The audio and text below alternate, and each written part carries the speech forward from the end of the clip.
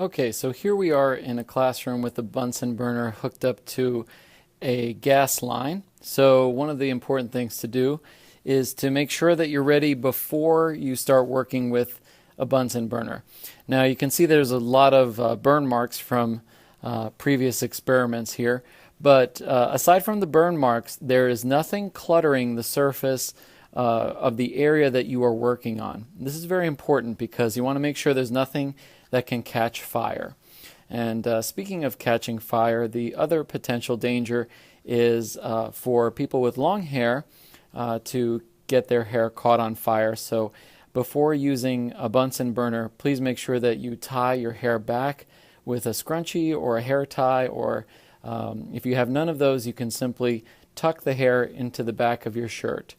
It's also important to wear an apron to make sure that you have some distance between your clothing, something protecting your clothing, and it's also not a good idea to use this equipment if you don't have some kind of clothing covering your arms. Like I have like a long sleeve shirt on, you can see, and while you may not have a long sleeve shirt, it's a good idea to have something that will at least give you some moderate protection so you don't have direct contact with your skin. All right, so let's begin. So I have my matches, and I have a match already waiting for me. Okay, it's important to get this set up before you turn on the gas, because you don't want to create this gigantic invisible gas cloud, light the match because you couldn't find the matches. Like, whoa, where were those matches? Oh, right? So if you turn on the gas and create this invisible gas cloud, what's going to happen is you're going to get a big explosion that will either light your hair on fire or burn the person next to you. All right, so just make sure that you are prepared with your matches ahead of time. You turn on the gas, you're going to hear a hissing noise, and then the way that you light it is you want to light the match. And then quickly light the gas at the base of the Bunsen burner. Okay?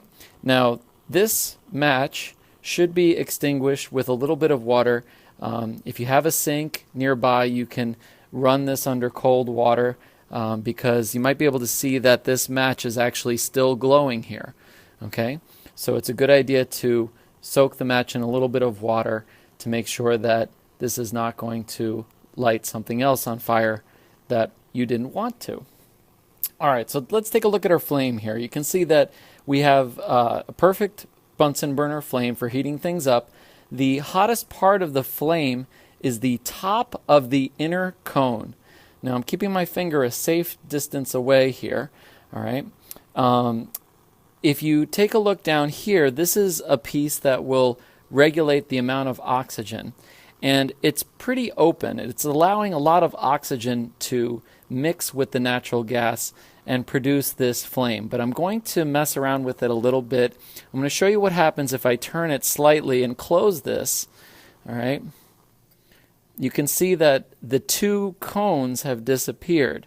Right. As I close this off, you're not getting that same kind of flame as before. Matter of fact, it doesn't have very much oxygen to burn the natural gas. So keeping this open will produce the two cones that you really want to heat things effectively.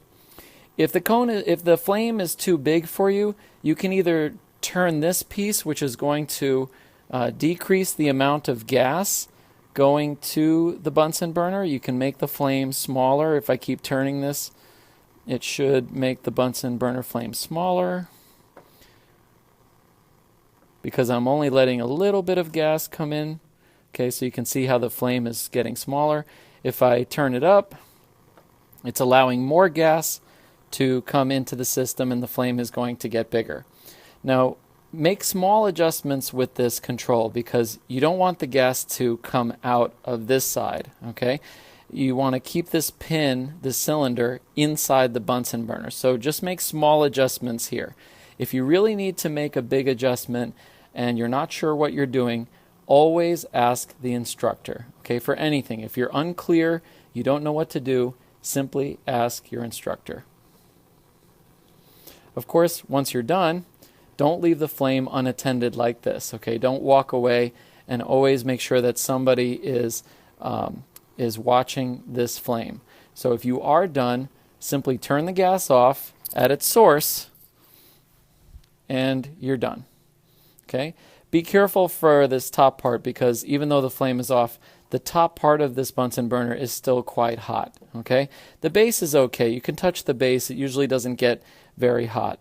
All right? But be careful of the top.